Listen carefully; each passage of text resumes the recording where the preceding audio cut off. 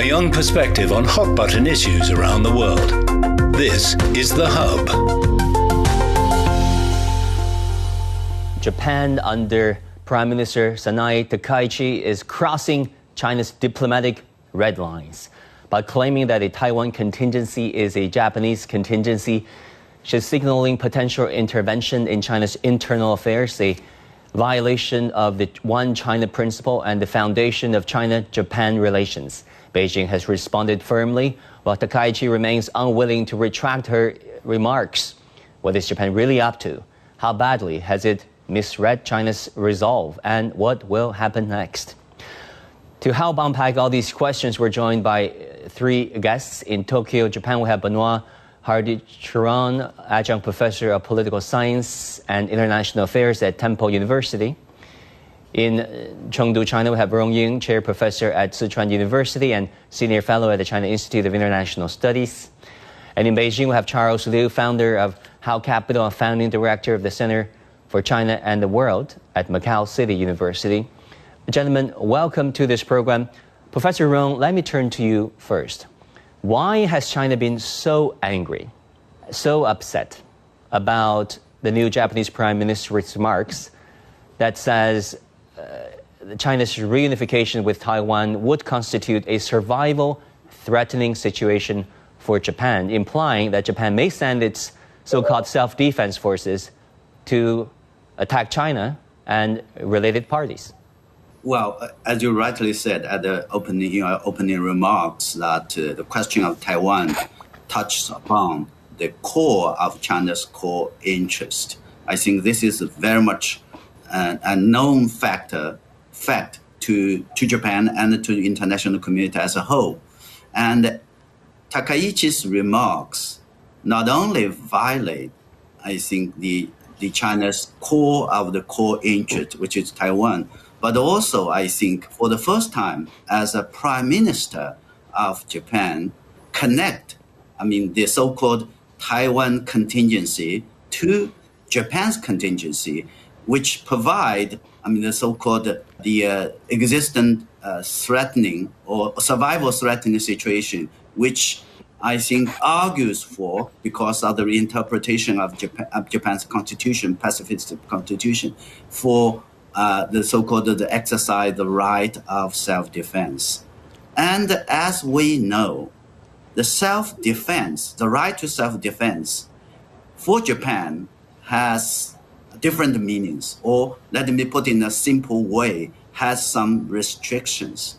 Because if you look at the UN Charter, that self-defense, the right of self-defense is very much related to the fact that in the wake of the world war against fascism, in order to prevent the revival of fascism, which I think in this case is Japan's militarism, the international community has put some restrictions on that.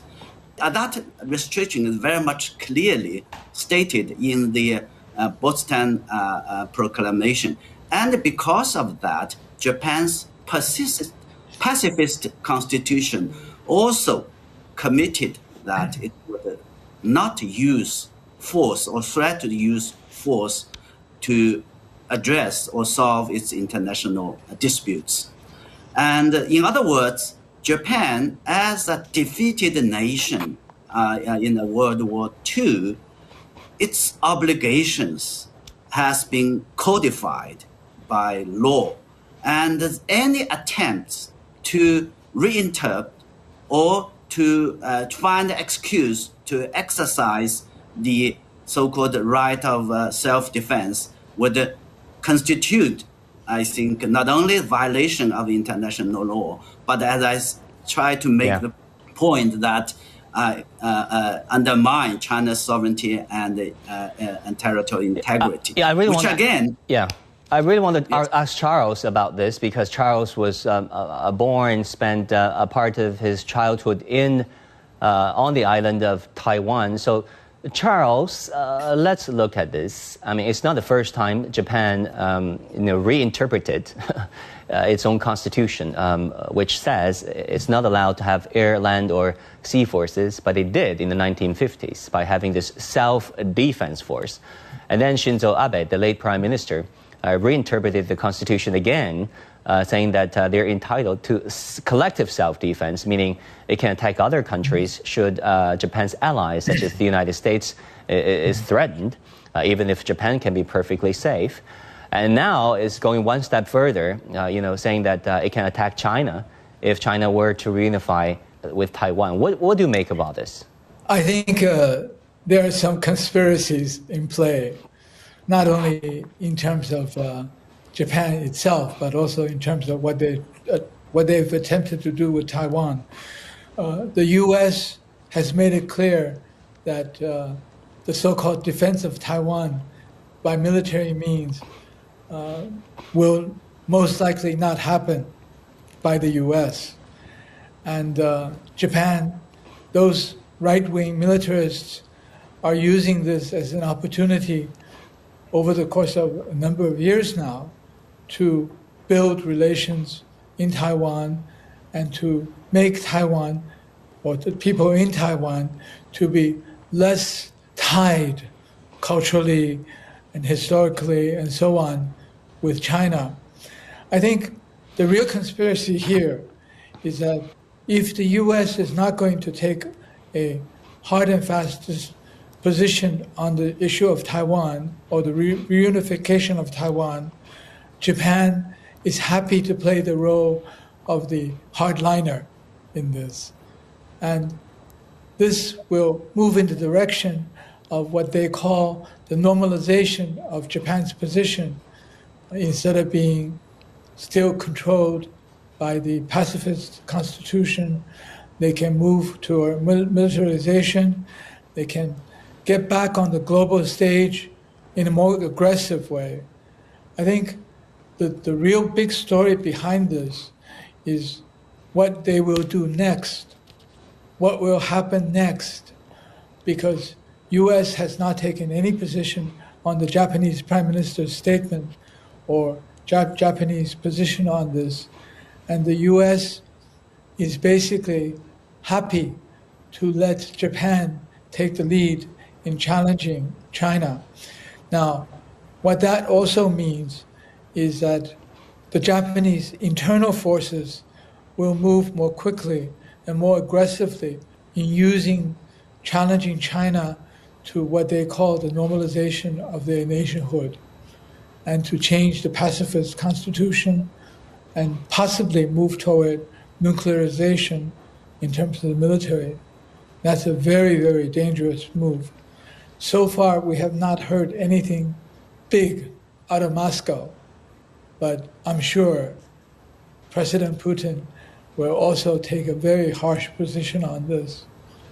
And the Japanese have even gone so far as to start talking about territory controlled by the Koreans, which is really something surprising, that they would actually use the circumstances to challenge Korea's ownership of some territories that was allocated to Korea after the Second World War.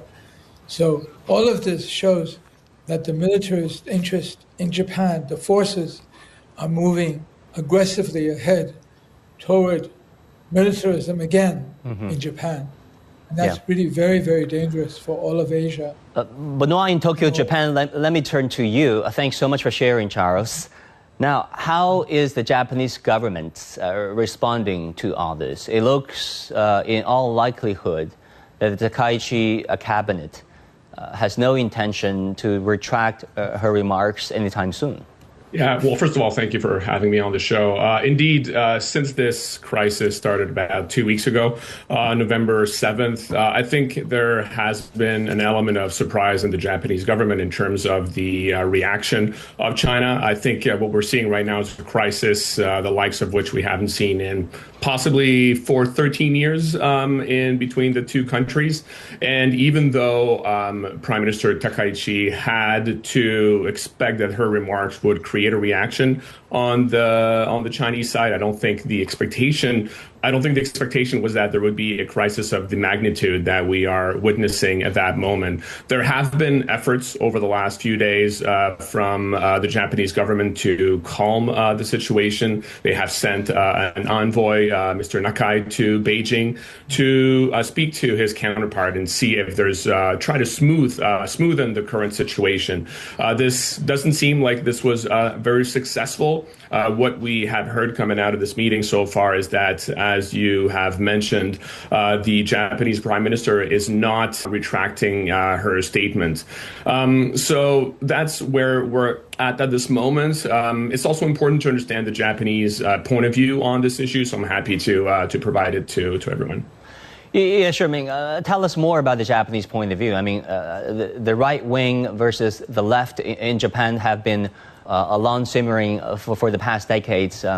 Give us a sense of the rise of the right wing over the decades, slowly but surely, and how they are influencing and impacting, the collective memory, the psyche of the Japanese public. I mean, where is the Japanese public's point of view on all this?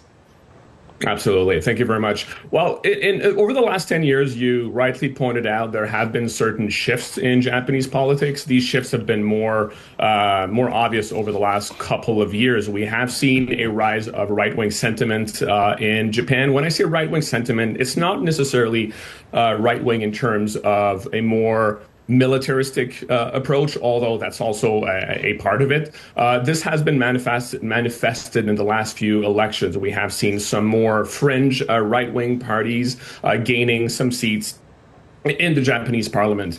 However, let's remember that Prime Minister Takaichi, while she is certainly more right-wing and hawkish than her predecessors, she is still part of the same party, the Liberal Democratic Party, that has been in power almost constantly since its foundation in 1955.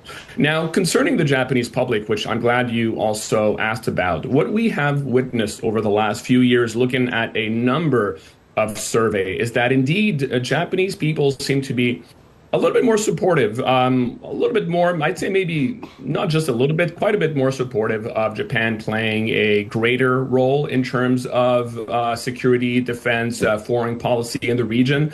I think Japanese people recognize very certainly that the regional situation and the global situation has gotten more complicated, more fractured, more.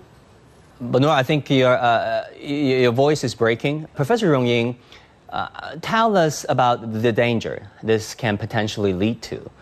I mean, from self-defense to collective defense, and now, using Taiwan as an excuse. Yeah, the danger is certainly, I think, huge. First and foremost, I think if you look at the political front, the political trust between China and Japan. And I think with Japan's neighbors in Asia, including Korea and others, are going to be damaged to certain, damage. That is very much, I think, in a way, brings nobody is going to sort of benefit from, as the region as a whole has enjoyed relatively, peace and development. In the meantime, the uncertainties, unpredictabilities, not only in the region, as we have seen that there are territorial disputes, historical issues and so on, but also I think the spillover effect from the global context. And secondly, of course, because of that, and because of the history of Japan's aggression and its sort of attitude or its mindset related to that history, as we have particularly manifested by the right-wing conservative forces, which is on rising. And there was always concern, and the worries that a resurgence or revival of Japan's militarism.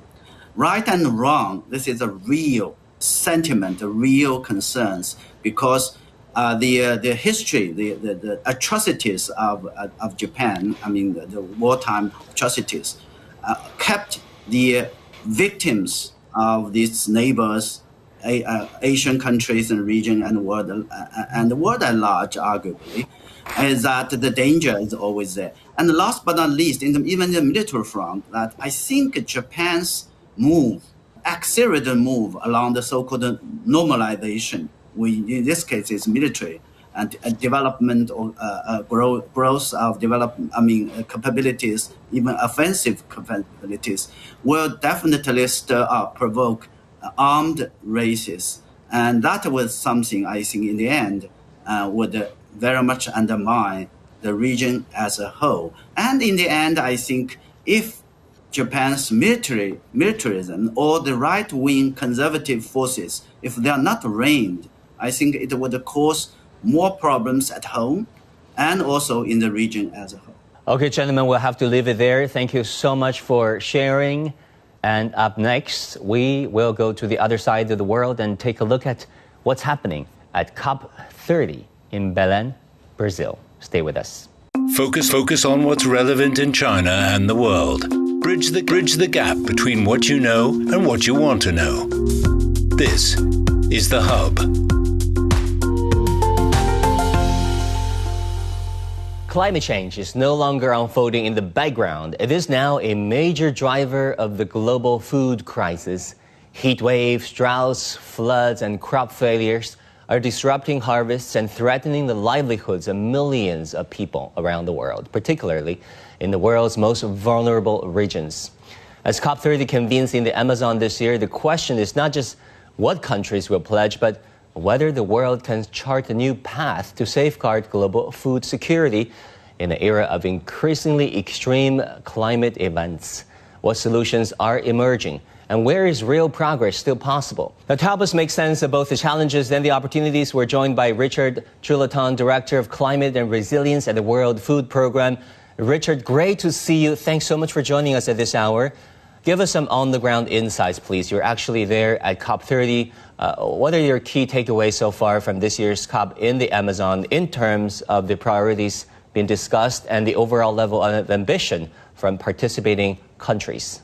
Here in Belém, the mood is positive and constructive so far. Brazil is calling for accelerated implementation of climate action, calling for the negotiations to move past the discussions on commitments into concrete action around the world to address climate change.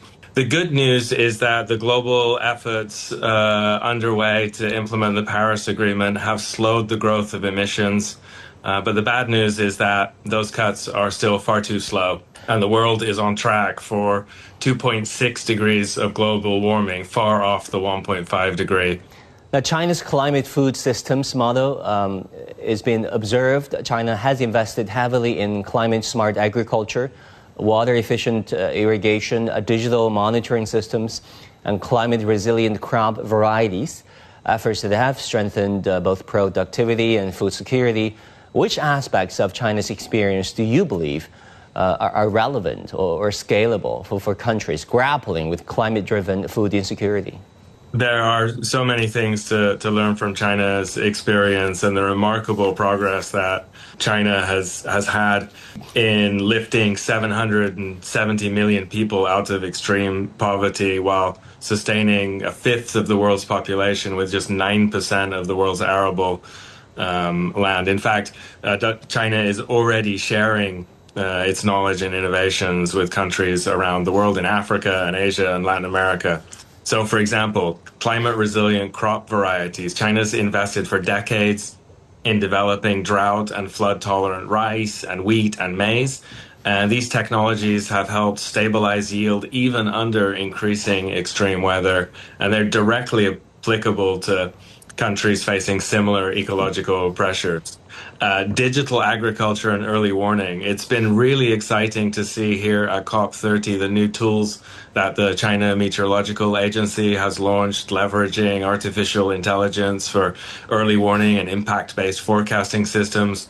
And China's progress on digital agriculture in areas like mobile phone-based farm management have transformed how farmers can protect their crops and manage the risks from from the climate. We worked with provincial authorities in Jilin to pilot a holistic risk management approach to combine many of these techniques as well as insurance to save water and fertilizer, increase yields, and those kind of examples can be shared. Now, looking ahead to the outcome of COP30 in Brazil, in Belém, what concrete breakthroughs do you most like to see, whether in climate finance, technology transfer, adaptation support, or nationally determined contributions that could meaningfully strengthen global resilience? I think first is truly a fit-for-purpose, accessible and scaled-up climate finance architecture, what's called the Baku to Belém roadmap, which is the plan for mobilizing $1.3 trillion annually by 2035 is essential. So we need to see more pre-arranged finance, so finance for insurance products or anticipatory action or other financing mechanisms that are ready to go when a disaster strikes. And we're looking to try and see 20% of crisis finance be pre-arranged. We also really need to make sure that the full food system is integrated into the climate change negotiations.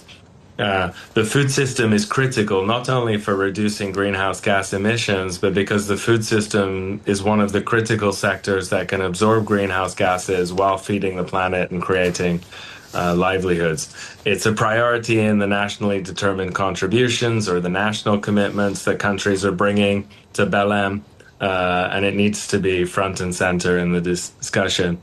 And then finally, although the World Food Programme's principal concern is the impact of climate disasters on people, mitigation of climate change is essential. The negotiations here need to find a pathway for us to get to 1.5 degrees so that we avoid the worst consequences of climate change.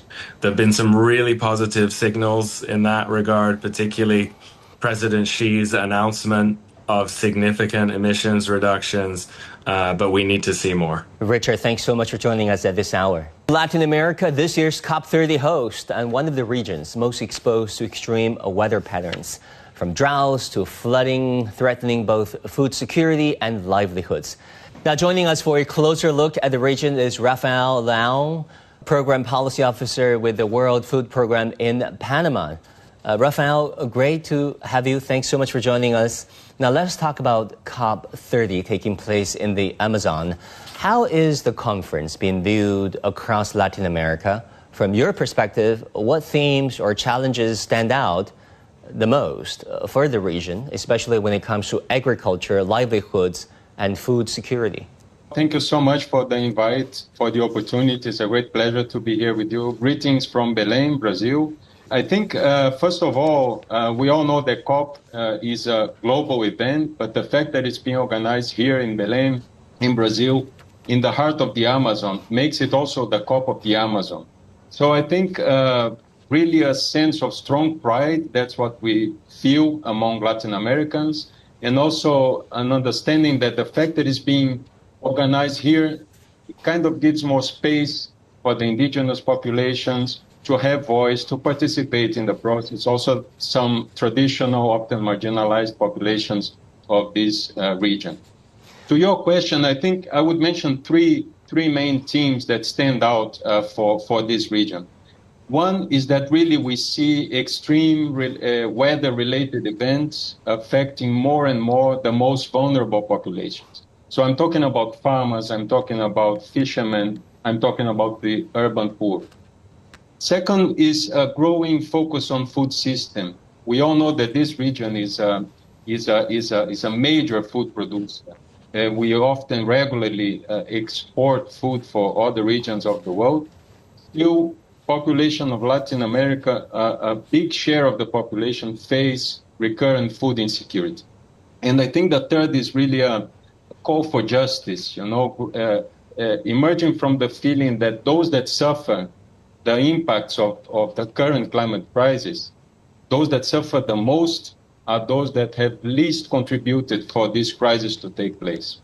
Talking about China, China has expanded cooperation with Latin America in areas such as agriculture, clean energy, sustainable development. From your perspective, where do you see the greatest potential for China and countries in the region to work together to strengthen food security and climate adaptation? China has this long-standing experience with rural development, with increasing agricultural production and promoting agricultural production based on smallholder farmers. So basically inclusive agricultural production, all these initiatives to reduce poverty. I think these are all examples and great experiences from which Latin American governments, Latin American countries can explore. At WFP, we have WFP Center of Excellence in China for over a decade now. And what we do is precisely through our Center of Excellence, we facilitate this technical assistance and exchange of food practices through what we call South-South and triangular cooperation, which is really facilitating this connection between Chinese government and other governments in the global South. And I really think this is how Latin American countries can learn from China, and at the same time, this is an excellent way of China contributing to promoting resilient and sustainable food systems in this region. With that, we come to the close of this edition of The Hub on CGTN. Thank you so much for tuning in. I'm Wang Guan in Beijing. I'll see you again soon.